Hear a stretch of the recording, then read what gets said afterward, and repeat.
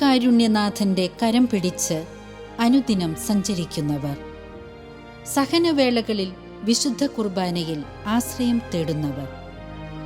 ഇത് Pala Alphonsa college principal father Shaji Punnathanathukunnel. Blood cancer ബാധിതനായ ഈ വൈദികൻ തൻ്റെ സങ്കീർണമായ വേദനയുടെ കാലങ്ങളിൽ ദിവ്യകാരുണ്യ ഈശോ കരം പിടിച്ച് ചേർത്തു നിർത്തിയ അനുഭവങ്ങൾ നമ്മോട് പങ്കുവയ്ക്കുന്നു.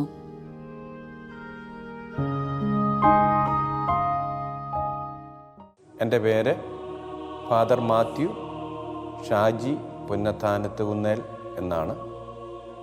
ഞാനിപ്പോൾ പാല അൽഫോൻസ കോളേജിലെ പ്രിൻസിപ്പളാണ്. കഴിഞ്ഞ 18 കൊല്ലമായി ഈ കോളേജിൽ രാഷ്ട്രമീമാംസയിൽ അധ്യാപകനാണ്. എൻ്റെ വീട് കുറിച്ചിത്താനമാണ്. പുന്നത്താനത്തുകുന്നേൽ കുടുംബം. ഞങ്ങൾ 5 പേരാണ്. ഞാൻ 3ാമത്തെ ആളാണ്. എൻ്റെ വലിയ ഒരു കുർബാന അനുഭവം പങ്കുവയ്ക്കാൻ എനിക്ക് ഒത്തിരി സന്തോഷമുണ്ട്. ഞാൻ കഴിഞ്ഞ 21 വർഷമായി ബ്ലഡ് ക്യാൻസർ എന്ന അസുഖത്തിൻ്റെ ചികിത്സയിലാണ്. പ്രസിദ്ധമായ തൃശ്ശൂർ അമലയിലാണ് എൻ്റെ ചികിത്സ മുന്നോട്ട് പോവുക.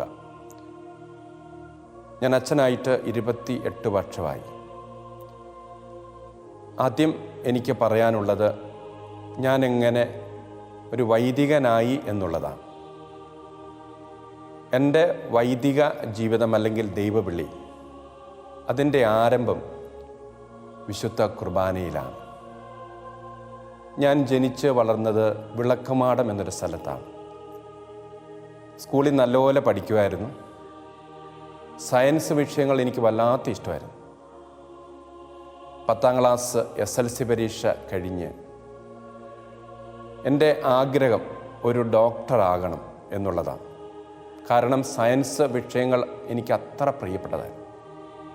അങ്ങനെ ഇരിക്കുമ്പോഴാണ് SLC പരീക്ഷ കഴിഞ്ഞ് വിളക്കമാടം സൺഡേ സ്കൂളിൽ വിശ്വാസോത്സവം അല്ലെങ്കിൽ സമ്മർ ക്ലാസ് വന്നു. 7 ദിവസം തുടർച്ചയായിട്ടുള്ള സമ്മർ ക്ലാസ്സാണ്. അതിൻ്റെ ആദ്യ ദിവസം അന്നത്തെ വികാരിയച്ഛൻ ബഹുമാനപ്പെട്ട അഗസ്റ്റിൻ വടകരക്കാരായിലച്ഛൻ സമ്മർ ക്ലാസിൻ്റെ ആമുഖമായി പറഞ്ഞു, ഉടനെ വിശുദ്ധ കുർബാനയാണ്. വിശുദ്ധ കുർബാന വലിയ ദൈവാനുഭവമാണ്. അച്ഛൻ പറഞ്ഞത് ഓർക്കുന്നു. അച്ഛൻ പറഞ്ഞു, നല്ലപോലെ കുർബാനയിൽ പങ്കെടുത്താൽ നമുക്ക് സ്വർഗം കാണാൻ പറ്റും. എൻ്റെ വലിയൊരാഗ്രഹമായിരുന്നു സ്വർഗം കാണണമെന്ന്. അച്ഛൻ അതിന് പറഞ്ഞത് ശ്രദ്ധയോടെ ഏകാഗ്രതയോടെ ബലിയിൽ പങ്കെടുക്കണം. അപ്പോൾ ഞാൻ ഓർത്തു, സ്വർഗം അവിടെ പിതാവുണ്ട്, പുത്രനുണ്ട്, പരിശുദ്ധാത്മാവുണ്ട്. എനിക്ക് ഏറ്റവും ഇഷ്ടമുള്ളത് പരിശുദ്ധ അമ്മയാണ്. പരിശുദ്ധ അമ്മ, ഒത്തിരി വിശുദ്ധരെ മാലാഹമാർ. അപ്പം ഞാൻ ആഗ്രഹിച്ചു, കൊച്ചു പ്രായത്തിൽ 15 വയസ്സിൽ സ്വർഗം ഒന്ന് കാണണം. അതൊരു ദൈവിക ഇടപെടലായിട്ട് പിന്നീട് ഞാൻ മനസ്സിലാക്കും. എന്നെ വലിയ ഒരു കുർബാന അനുഭവത്തിലേക്ക് കൈപിടിച്ച് നടത്താനുള്ള ദൈവത്തിൻ്റെ വലിയൊരു പദ്ധതിയാണ്. വികാരിച്ചൻ പറഞ്ഞതനുസരിച്ച് ഞാൻ കണ്ണുകളടച്ച് അതുവരെ പങ്കെടുക്കാത്ത ശ്രദ്ധയോടെ ഏകാഗ്രതയോട് കൂടെ ബലിയിൽ പങ്കെടുത്തു. ഈ ബലി വല്ലാത്തൊരനുഭവം. അന്ന് ഞാൻ കൊച്ചായിരുന്നു, 15 വയസ്സാണ്. അപ്പോൾ ഏറ്റവും വലിയൊരു സന്തോഷം എനിക്ക് അതുവരെ ഉണ്ടായിരുന്ന വലിയൊരു സന്തോഷം, ഞാൻ നല്ലപോലെ പന്ത് കളിക്കുമായിരുന്നു. പന്ത് കളിയിൽ ജയിക്കുമ്പോഴുണ്ടാകുന്നൊരു സന്തോഷമാണ് അതുവരെ ജീവിതത്തിലെ ഏറ്റവും വലിയ സന്തോഷം. ഈ കുർബാനയിൽ അങ്ങ് പങ്കെടുത്തു കഴിഞ്ഞപ്പോൾ എനിക്ക് വല്ലാത്ത സന്തോഷമായി. എനിക്ക് അത് ഇവിടെ പറയാൻ പറ്റാത്ത വിധമാണ്. എന്തോ വലിയൊരനുഭവം. ഞാനിങ്ങനെ കുർബാനയിൽ പങ്കെടുത്ത് അവസാനം കുർബാന സ്വീകരിച്ച് തിരിച്ച് വന്ന് മുട്ടുകുത്തി കഴിഞ്ഞപ്പോൾ എനിക്ക് വല്ലാത്തൊരു അനുഭവം.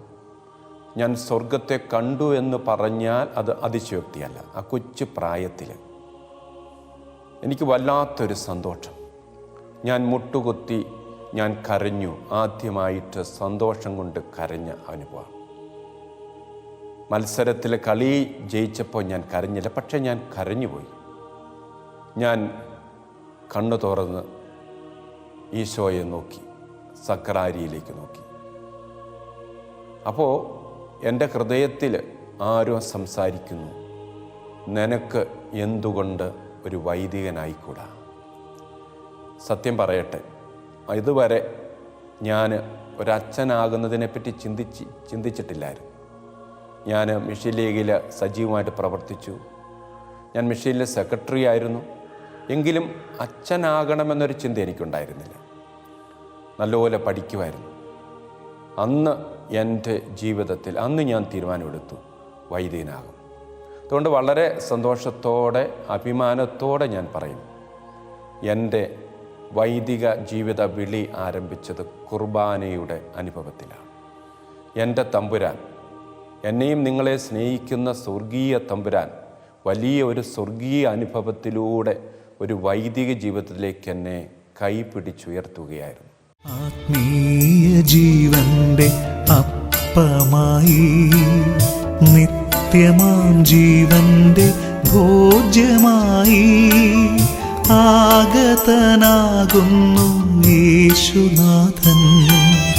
ദിവ്യകാരുണ്യ സ്വരൂപനായി ആരാധിക്കാം, പാട്ടുപാടാം, ആ തിരുനാമത്തെ പാടി വാഴ്ത്താം, ആനന്ദ കീർത്തനം പാടി നിത്യം ആരാധനാ സ്തുതി സ്തോത്രമേകാം. പാലാ രൂപത മൈനർ സെമിനാരിയിൽ ഞാൻ ഒരു വൈദിക വിദ്യാർത്ഥിയായി ചേർന്നു. SLCക്ക് ഹൈ ഡിസ്റ്റിങ്ഷൻ മാർക്ക് എനിക്ക് ലഭിച്ചു. പാലാ മൈനർ സെമിനാരിയിൽ 2 വർഷം ദേവാലയ ശുശ്രൂഷി അല്ലെങ്കിൽ കപ്പിയാര് പണി എനിക്ക് ലഭിച്ചു. തുടർന്ന് മംഗലപ്പുഴ സെമിനാരിയിൽ തത്വശാസ്ത്ര പഠനത്തിനായി പോയി. ആ സമയമൊക്കെ നമ്മൾ യുക്തി കൊണ്ട് ചിന്തിക്കുന്ന കാലഘട്ടമാണ്. അവിടെയും ഞാൻ അൾത്താര ശുശ്രൂഷ ചെയ്തുകൊണ്ടിരുന്നു. നമുക്കെല്ലാവർക്കും അറിയാവുന്നതുപോലെ ചെറുപ്പമാണ്, തത്വശാസ്ത്രം പഠിക്കുന്ന സമയമാണ്. ഈ ദേവാലയത്തിൽ അൾത്താര ഒരുക്കുമ്പോൾ പലപ്പോഴും ഓസ്തിയുടെ മിച്ചം വരുന്നത് നിലത്തൊക്കെ വീഴുമ്പോൾ ഞാൻ അതെടുത്ത് കഴിച്ചിട്ടുണ്ട്. അതുപോലെ തന്നെയാണ് വീഞ്ഞ്. പലപ്പോഴും ഇതിനിടയ്ക്ക് നമ്മൾ രുചിച്ച് നോക്കിയിട്ടുണ്ട്. അപ്പോൾ എനിക്ക് കുറച്ച് കഴിഞ്ഞപ്പോൾ വലിയൊരു സംശയം,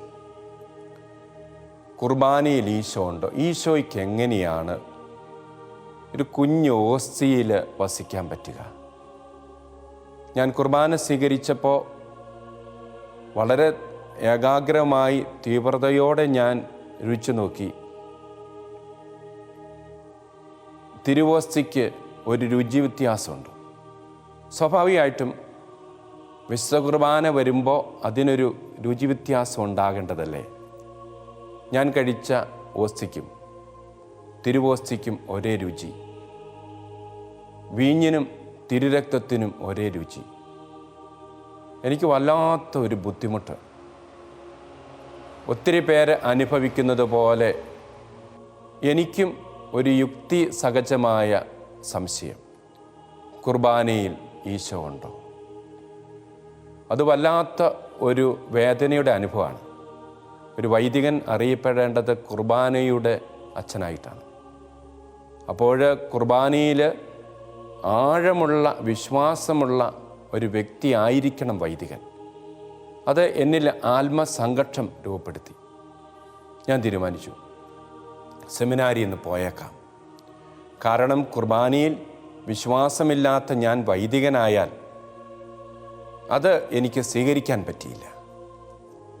അങ്ങനെ ഈ ആത്മസംഘർഷത്തിലൂടെ കടന്നു പോകുമ്പോൾ വിശുദ്ധനായ ഞങ്ങളുടെ ആത്മീയ പിതാവ് ചെറുപുഷ്പ മിഷനിലേക്ക് സ്ഥാപിച്ച ബഹുമാനപ്പെട്ട ജോസഫ് മാലിപ്പറമ്പിലച്ചൻ സെമിനാരിയിലുണ്ട്.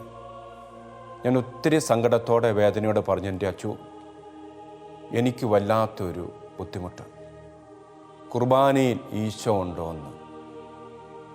വിശുദ്ധനായ വൈദികൻ എന്നെ ചേർത്ത് വച്ചിട്ട് പറഞ്ഞു, പ്രിയപ്പെട്ട ചമ്മാച്ച, ഇത് പലർക്കും ഇങ്ങനെയുള്ള സംശയം ഉണ്ടാകാറുണ്ട്.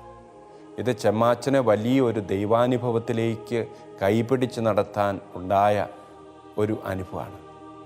ചമ്മാച്ചൻ കാര്യമായിട്ടൊന്നും ചെയ്യണ്ട. വിശുദ്ധനായ അച്ഛൻ പറഞ്ഞു, എല്ലാ ദിവസവും വൈകുന്നേരം കളി കഴിഞ്ഞിട്ട് പള്ളിയിൽ പോയി ഒരമണിക്കൂർ ഈശോയെ നോക്കി ഈശോയോട് ഇങ്ങനെ ചോദിക്കണം, ഈശോയെ, എനിക്ക് കുർബാനയിലുള്ള വിശ്വാസം തരണേ, എൻ്റെ ബുദ്ധി സമർപ്പിച്ച് ഹൃദയത്തിൽ നിന്നെ വിശ്വസിക്കാനുള്ള കൃപ തരണേ. ഞാൻ ഒത്തിരി വേദനയോടെ കളി കഴിഞ്ഞ് പള്ളിയിൽ പോയി ഞാൻ പ്രാർത്ഥിച്ചു. അത് വലിയ ഒരു ആത്മസംഘർഷത്തിൻ്റെ അവസരമായി. 5-ാമത്തെ ദിവസം ഞാൻ ഈശോയെ നോക്കി നിൽക്കുമ്പോൾ സമയത്ത് പെട്ടെന്ന് ഈശോ എൻ്റെ അടുത്തേക്ക് വരുന്നത് പോലെ തോന്നി. ഈശോ എൻ്റെ അടുത്ത് വന്നതാണ്. അവൻ എന്നെ തൊട്ടു. എൻ്റെ ഹൃദയത്തിൽ ഒരു മിന്നൽ പിണർ പോലെയുള്ള ഒരു അനുഭവം, എന്തോ എനിക്ക് നിർവചിക്കാൻ പറ്റാത്ത വല്ലാത്തൊരു അനുഭവം. എൻ്റെ മനസ്സിലുണ്ടായിരുന്ന സംശയം അവനങ്ങ് എടുത്തു മാറ്റി. വല്ലാത്ത ഒരു അനുഭവം, ഒരു ഈശോ അനുഭവം. ഞാനതിനെ വിളിക്കും അതൊരു കുർബാന അനുഭവം. എൻ്റെ മനസ്സിലും എൻ്റെ ശരീരത്തിലും ആത്മാവിലും വലിയ നിറവിൻ്റെ ഒരനുഭവം. അത് പിന്നീടുള്ള എൻ്റെ വൈദിക ജീവിത യാത്രയിൽ എനിക്കെപ്പോഴും അതൊരു ശക്തിയായിരുന്നു. വല്ലാത്ത കൃപയുടെ അവസരമാണ്. ഞാൻ ഓർക്കാറുണ്ട്, ഒത്തിരി വ്യക്തികൾ ഇതുപോലെയുള്ള അനുഭവത്തിലൂടെ കടന്നു പോകുന്നുണ്ട്. പിന്നീട് ഒത്തിരി പേരെ എൻ്റെ അടുത്ത് വന്നിട്ടുമുണ്ട്. ഞാൻ അവരോടും പറഞ്ഞത് ഒന്ന് മാത്രമാണ്, നിങ്ങൾ കുർബാനയുടെ മുമ്പിൽ പോയിരിക്കണം. കുർബാന നിങ്ങൾക്ക് ഈ അനുഭവം തരും. വലിയ ഒരു കുർബാന അനുഭവത്തിലേക്ക് വരും. വലിയ കുർബാന അനുഭവത്തിൻ്റെ അനന്തവികായസിലേക്ക് അങ്ങനെ പറന്നുയരാൻ, ഈശോയെ, ദിവ്യകാരുണ്യ ചങ്കോട് ചേർത്ത് വയ്ക്കാൻ, ആ ഈശോ തരുന്ന സ്നേഹം അനുഭവിക്കാൻ സാധിക്കുമെന്ന് തുറന്നുള്ള 28 വർഷത്തെ പൗരോഹിത്യ ജീവിതത്തിൻ്റെ അടിസ്ഥാനത്തിൽ ഞാൻ ഉറപ്പായിട്ട് പറയുന്നു. അത് നമുക്കെപ്പോഴും നമ്മുടെ ജീവിതത്തിൽ കൃപയായിരിക്കും, ദൈവാനുഗ്രഹമായിരിക്കും. പിന്നീട് ഞാനിങ്ങനെ ചിന്തിച്ചിട്ടുണ്ട്, ഈശോ എത്രമാത്രം നമ്മളെ സ്നേഹിച്ചു. ഈ അഖിലാണ്ടങ്ങൾക്ക്, പ്രപഞ്ചത്തിന് രൂപവും ഭാവവും നൽകിയ ദൈവം നമ്മോടുള്ള വലിയ സ്നേഹത്തെ പ്രതി അപ്പമായി നമ്മുടെ കൂടെ. ഈശോ എനിക്ക് തന്ന ഒരു ചിന്ത, ഒരു വെളിപാടിതാണ്, ഞാൻ അപ്പമായത് നിൻ്റെ ശരീരത്തിൻ്റെ ഭാഗമാകാനാണ്, നിൻ്റെ സിരകളിലൂടെ എൻ്റെ രക്തം ഒഴുക്കാനാണ്. അതിനുവേണ്ടി ഈശോ അപ്പമായി. ഈശോയ്ക്ക് വേണമെങ്കിൽ വിലപിടിച്ച രത്നമാകാമായിരുന്നു, സ്വർണമാകാമായിരുന്നു. അതായെങ്കിൽ എൻ്റെ ഉള്ളിൽ, എന്നിൽ അവന് വസിക്കാൻ പറ്റില്ല. അപ്പോൾ അങ്ങനെ വലിയ ഒരു അനുഭവം ഇന്ന് ഞാൻ വിശ്വസിക്കുന്നു, ഏറ്റുപറയുന്നു. കുർബാനയിലുള്ള ഈശോയുടെ നിറവുള്ള സജീവമായ സാന്നിധ്യം. ഞാൻ ഒരു ക്യാൻസർ രോഗിയാണെന്ന് ഞാൻ സൂചിപ്പിച്ചു. ഈ രോഗത്തിനിടയ്ക്കും എനിക്ക് ശക്തി തന്നത്, പിടിച്ചു നിൽക്കാനുള്ള ആത്മധൈര്യം തന്നത് കുർബാനയിലുള്ള യേശു സാന്നിധ്യമാണ് എന്നൊരിക്കൽ കൂടി ഉച്ചസ്വരത്തിൽ പ്രഖ്യാപിക്കാൻ ഞാൻ ഈ സമയം ആഗ്രഹിക്കുന്നു.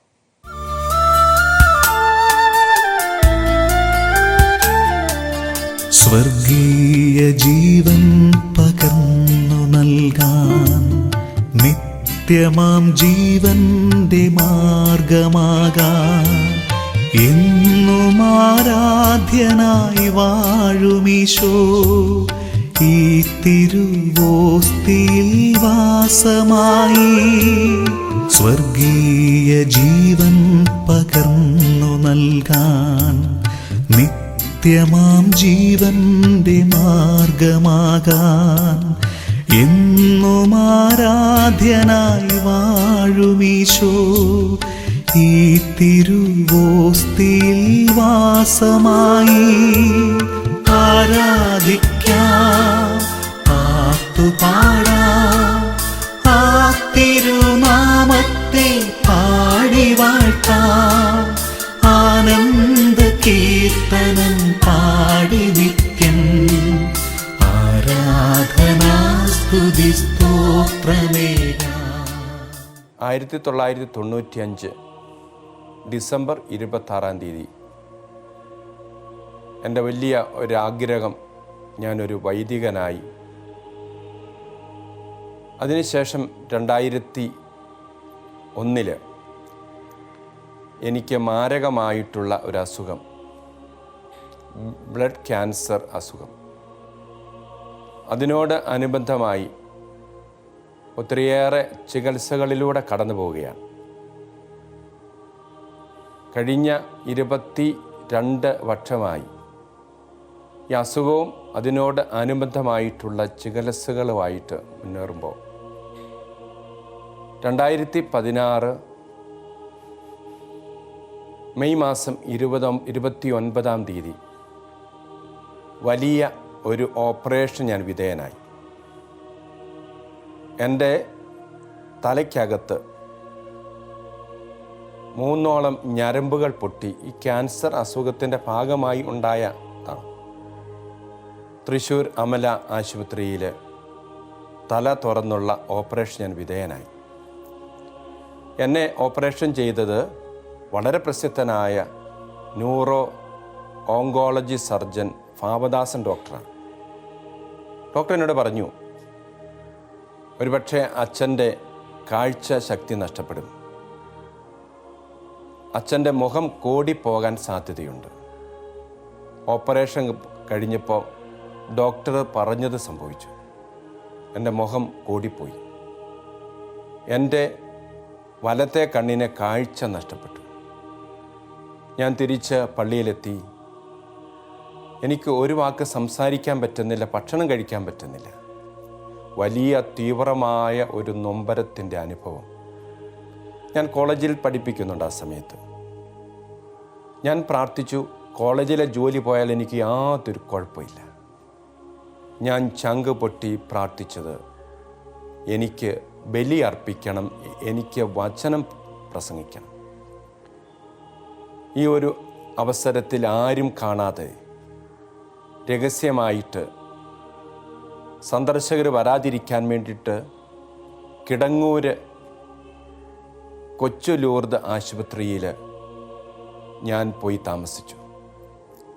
ആ ദിവസങ്ങളിൽ എനിക്ക് സംസാരിക്കാൻ പറ്റുന്നില്ല, എനിക്ക് ഭക്ഷണം കഴിക്കാൻ പോലും പറ്റാത്തൊരവസ്ഥയാണ്. മുഖം വല്ലാതെ അങ്ങ് കൂടിപ്പോയി. ആ ദിവസങ്ങളിൽ ഞാൻ അർപ്പിച്ച ബലികൾ അത് കണ്ണുനീരിൻ്റെ ബലികളാണ്. ഞാനും എൻ്റെ ഈശോയും മാത്രം 1 മണിക്കൂറും 2 മണിക്കൂറും എടുത്തു ഞാൻ കുർബാന ചൊല്ലി.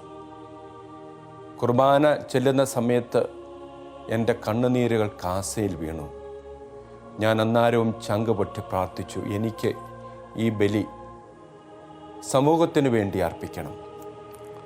ഞാൻ സ്ഥിരം ധ്യാനിപ്പിക്കാൻ പോകുന്ന ഒരു വൈദികനായി എനിക്ക് വചനം പ്രസംഗിക്കണം. രാവിലെ ബലി കഴിഞ്ഞ് അവിടെ വിശുദ്ധ കുർബാന എഴുന്നള്ളിച്ച് വച്ചിട്ടുണ്ടാകും ചാപ്പലിൽ. ഞാൻ ജപമാലയായിട്ട് അവിടെ പോയിരിക്കും. ഞാൻ ഈശോയെ നോക്കും, പറയും, ഈശോയെ നീ എനിക്ക് സൗഖ്യം തരണം, മറ്റൊന്നിനും വേണ്ടിയിട്ടല്ല, എനിക്ക് ബലി അർപ്പിക്കണം, എനിക്ക് ധ്യാനം നടത്തണം. വൈകുന്നേരങ്ങളിൽ ജപമാലയായിട്ട് ഒരു മാതാവിൻ്റെ ഗ്രോട്ടയുണ്ട്, അവിടെ പോയി ഞാൻ ചങ്ക് നുറുങ്ങി ഞാൻ പ്രാർത്ഥിക്കും. 21-ാം ദിവസം അന്ന് ഞാൻ ദേവാലയത്തിൽ വിശുദ്ധ കുർബാനയ്ക്ക് മുമ്പിൽ പ്രാർത്ഥിച്ചുകൊണ്ടിരിക്കുമ്പോൾ പെട്ടെന്ന് ഞാൻ ഓർക്കുന്നു, ആരോ എൻ്റെ ശിരസിൽ ഒന്ന് തട്ടുന്നത് പോലെ തോന്നി. ഞാൻ തിരിഞ്ഞു നോക്കി, ഞാൻ ആരെയും കണ്ടില്ല. എനിക്ക് തോന്നിയതാണെന്ന് തോന്നി. അപ്പോൾ എനിക്ക് പെട്ടെന്നൊരു ക്ഷീണം പോലെ. അന്ന് എൻ്റെ തല മൊട്ടയടിച്ച് ഒരു കയ്യിൽ വടിയും പിടിച്ച് നിൽക്കുന്ന ഞാൻ പതുക്കെ എൻ്റെ മുറിയിലേക്ക് പോയി. ഞാൻ അവിടെ പോയി അങ്ങ് കിടന്നു. 10 മിനിറ്റ് കഴിഞ്ഞപ്പോൾ നേഴ്സ് വന്ന് വാതിലിൽ മുട്ടി മരുന്ന് തരാൻ. ഞാൻ പോയി എൻ്റെ മുഖം കഴുകി. അത്ഭുതം സംഭവിച്ചിരിക്കുന്നു. എൻ്റെ മുഖത്തിന് പഴയ ഭാവം, ഷേപ്പ് ലഭിച്ചിരിക്കുന്നു. ഞാൻ എങ്ങനെ ദൈവത്തിന് നന്ദി പറയാതിരിക്കും? എൻ്റെ കുർബാനയുടെ ഈശോ എൻ്റെ പ്രാർത്ഥന കേട്ടു. എൻ്റെ കണ്ണുനീരെൻ്റെ ബലികൾ അവൻ എന്നെക്കൊണ്ട് ആവശ്യമുണ്ട്. ഇനിയും ബലികൾ അർപ്പിക്കണം, ഇനിയും ദൈവത്തിൻ്റെ വചനം പ്രസംഗിക്കണം. അങ്ങനെ തമ്പുരാൻ എന്നെ തൊട്ട് സൗഖ്യമാക്കി. ഞാൻ സാക്ഷ്യപ്പെടുത്തുന്നു, ഇപ്പോഴും നിങ്ങളുടെ മുമ്പിൽ ഞാൻ ഇതുപോലെ സംസാരിക്കുന്നുണ്ടെങ്കിൽ അതെൻ്റെ കഴിവല്ല, കുർബാനയുടെ ഈശോ എനിക്ക് തന്ന ശക്തിയാണ്. ഇന്നും ഒത്തിരി സ്ഥലങ്ങളിൽ ഞാൻ വചനം പ്രസംഗിക്കാൻ പോകുന്നുണ്ട്.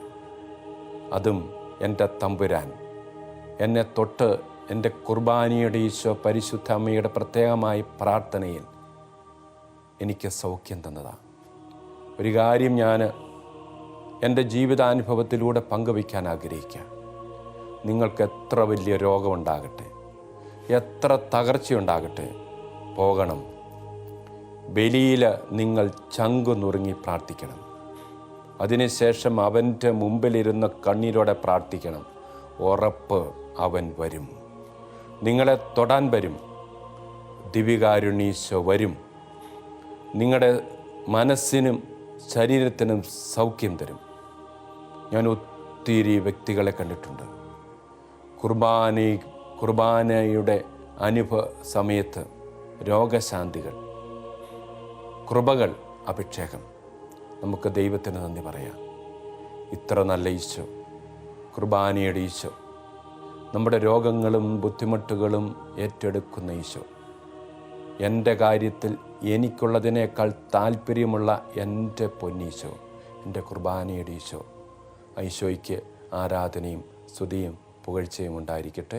ആമേൻ. മനം നൊന്തു കരയുമ്പോഴരികത്തു വന്നെൻ്റെ മിഴിനീരുമായ്ക്കുന്ന ദൈവം, രക്താംബരം പോൽ ചുവപ്പാർന്ന പാപങ്ങൾ തൂവെണ്മയാക്കുമെൻ ദൈവം, തൂവെണ്മയാക്കുമെൻ ദൈവം. തകരുന്ന തോണിക്ക് തുഴയാകുന്നോൻ, ഇരുളാർന്ന ജീവന് പ്രഭയേകുന്നോ. ഞാനിപ്പോൾ വൈദികനായിട്ട് 28 വർഷമായി. 9ഓളം പള്ളികളിൽ അസേന്തിയായിട്ടും വികാരിയായിട്ടും സേവനമനുഷ്ഠിച്ചിട്ടുണ്ട്. ഞാൻ തിരിഞ്ഞു നോക്കുമ്പോൾ സന്തോഷത്തോടെ ഓർക്കുക, എല്ലാം ദൈവകൃപയാണ്, പ്രത്യേകിച്ച് ദിവ്യകാരുണ്യത്തിൻ്റെ കൃപയായിരുന്നു എന്നുള്ളതാണ്. പൗരോഹിത്യ ജീവിതത്തിൻ്റെ സമ്പന്നത കുർബാന കേന്ദ്രീകൃതമായിരുന്നു എന്ന് ഞാൻ ഏറ്റുപറയാൻ ആഗ്രഹിക്കുക. ഞാൻ വികാരിയായിട്ട് സേവനമനുഷ്ഠിച്ച എല്ലാ പള്ളികളിലും എല്ലാ ദിവസവും നിർബന്ധമായും അരമണിക്കൂർ ദിവ്യകാരുണ്യ ആരാധന ഉണ്ടായിരിക്കും. ദിവ്യകാരുണ്യ ആരാധനയിലാണ് ഇടവക വ്യക്തികളുടെ ജീവിതം ആരംഭിക്കുക. എൻ്റെ ഇടവക ജീവിതത്തിലെ ഏറ്റവും സന്തോഷകരമായ ഒരു അനുഭവം, ഒരു പക്ഷേ എനിക്ക് പരീക്ഷകൾക്ക് റാങ്ക് ലഭിച്ചിട്ടുണ്ട്, PhD ലഭിച്ചിട്ടുണ്ട്, കോളേജിൽ പ്രിൻസിപ്പളാകാൻ കഴിഞ്ഞിട്ടുണ്ട്. അതിനേക്കാളുമൊക്കെ എൻ്റെ ഏറ്റവും സന്തോഷകരമായ ഒരു അനുഭവം നിങ്ങളുമായി പങ്കുവയ്ക്കാൻ ആഗ്രഹിക്കുകയാണ്. അത് കോവിഡ് കാലഘട്ടമാണ്. അന്ന് ഞാൻ പാലാരൂപതയിലെ ചിറ്റാർ എന്ന പള്ളിയിൽ വികാരിയച്ഛനാണ്. അന്ന് മനുഷ്യർ വല്ലാതെ കുർബാനയ്ക്ക് വേണ്ടി ദാഹിച്ച ഒരവസരമാണ്. നമുക്കെല്ലാം അറിയാവുന്നതുപോലെ വളരെ പരിമിതമായ ആൾക്കാർക്ക് മാത്രമേ ബലി പങ്കെടുക്കാൻ പറ്റൂ. ഞാൻ സേവനമനുഷ്ഠിച്ച ഈ പള്ളിയിൽ 12 വാർഡുണ്ട്. പരമാവധി 10 പേർക്കും 15 പേർക്കുമാണ് ബലി പങ്കെടുക്കാൻ പറ്റുക. അവരെല്ലാവരും കുർബാനയിൽ പങ്കെടുക്കണമെന്ന് ആഗ്രഹിക്കുന്നുവെന്ന് എനിക്ക് മനസ്സിലായി. എങ്ങനെ ഇവരെല്ലാം കുർബാനയിലേക്ക് കൊണ്ടുവരും? ഞാൻ പരിശുദ്ധ അമ്മയോട് ചോദിച്ചു, അമ്മ എന്നോട് പറഞ്ഞു പരമാവധി കുർബാന ചൊല്ലുക. അങ്ങനെ ഞായറാഴ്ചകളിൽ ഒരു ദിവസം ഏറ്റവും കുറഞ്ഞത് 12 കുർബാന വരെ ഞാൻ അർപ്പിച്ചു. രാവിലെ 5:30 ബലി ആരംഭിക്കും. തീരുമ്പോൾ രാത്രി 8:30 12 വാർഡ്, എല്ലാ വാർഡുകാർക്കും ഒരു ബലി. ഇത് വല്ലാത്ത ഒരു അനുഭവമായിരുന്നു. എൻ്റെ ജീവിതത്തിൽ ഇതുവരെ ഞാൻ അനുഭവിക്കാത്ത വലിയ കൃപയുടെ വർണ്ണനാതീതമായിട്ടുള്ളൊരനുഭവം. ഒരുപക്ഷെ നിങ്ങളൊക്കെ ഓർക്കും, ഒരു ബലി പങ്കെടുക്കുമ്പോൾ അല്പം നീണ്ടുപോയാൽ നമുക്ക് ബുദ്ധിമുട്ടാണ്. എങ്ങനെ 12 ബലി അർപ്പിക്കും? അതാണ് കുർബാനയുടെ ശക്തി, അതാണ് കുർബാനയുടെ അഭിഷേകം. ഞാനൊന്ന് താരതമ്യപ്പെടുത്തിയാൽ, ഞാൻ കോളേജ് അധ്യാപകനാണ്. 3 മണിക്കൂർ ക്ലാസ് എടുത്തു കഴിയുമ്പം ഞാൻ ക്ഷീണിക്കാറുണ്ട്. പക്ഷേ 12 കുർബാന ഏകദേശം 12 മണിക്കൂർ എടുത്ത് ചൊല്ലിയിട്ട് എനിക്ക് യാതൊരു ബുദ്ധിമുട്ട് ഇല്ല എന്ന് പറഞ്ഞാൽ അതിൻ്റെ അർത്ഥം കുർബാനയുടെ വലിയ ശക്തിയാണ്. ദിവ്യരഹസ്യങ്ങൾ കൂദാശ ചെയ്തിടും പൂജിതമാമ്പലി വേദിയിൽ ആഗതനാകുന്നു ജീവന്റെ അപ്പമായി ദൈവത്തിൻ നിത്യകുമാരനീശോ. ദിവ്യരഹസ്യങ്ങൾ കൂദാശ ചെയ്തിടും പൂജിതമാമ്പലി വേദിയിൽ ആഗതനാകുന്നു ജീവന്റെ അപ്പമായി ദൈവത്തിൻ നിത്യകുമാരനീശോ. ബ്ലഡ് ക്യാൻസർ രോഗിയായ എന്നെ മുന്നോട്ട് നയിക്കുന്നത് എൻ്റെ കുർബാനയിലെ തിരുരക്തമാണെന്ന് ഉച്ചസ്വരത്തിൽ പ്രഖ്യാപിക്കാൻ ഞാൻ ആഗ്രഹിക്കുക. എൻ്റെ സിരകളിൽ ഒഴുകുന്നത് കർത്താവിൻ്റെ തിരുരക്തമാണ്. മാത്രമല്ല, നമ്മുടെ ശരീരത്തിലുള്ളത് കർത്താവിൻ്റെ ശരീരമാണ്. നമ്മുടെ സിരകളിലൂടെ പ്രവഹിക്കുന്നത് കർത്താവിൻ്റെ തിരുരക്തമാണ് നമ്മൾ ഓർമ്മിക്കണം.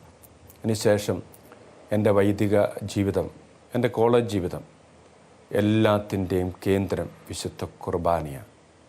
ഒരു പക്ഷേ വിശുദ്ധ കുർബാന ഇല്ലായിരുന്നെങ്കിൽ, കുർബാനയുടെ അഭിഷേകമില്ലായിരുന്നെങ്കിൽ ഞാൻ ജീവിച്ചിരിക്കുമോ എന്ന് പോലും ഞാൻ പലപ്പോഴും സംശയിച്ചിട്ടുണ്ട്. കുർബാന അത്രയ്ക്ക് എൻ്റെ ജീവിതത്തിലെ ശക്തിയായി. ഇത് കേൾക്കുന്ന നിങ്ങളോടും എനിക്ക് പറയാനുള്ളത് ഇതാണ്: കുർബാനയെ സ്നേഹിക്കണം. യാക്കോബിൻ്റെ ലേഖനം 4:8 അതിങ്ങനെയാണ്: ദൈവത്തോട് ചേർന്നിരുന്നാൽ ദൈവം നമ്മോടും ചേർന്നിരിക്കും. എൻ്റെ ഇതുവരെയുള്ള അനുഭവത്തിൽ ഞാൻ പറയട്ടെ, ദൈവത്തോട് കുർബാനയോട് ചേർന്നിരുന്നാൽ കുർബാന നമ്മോട് ചേർന്നിരിക്കും.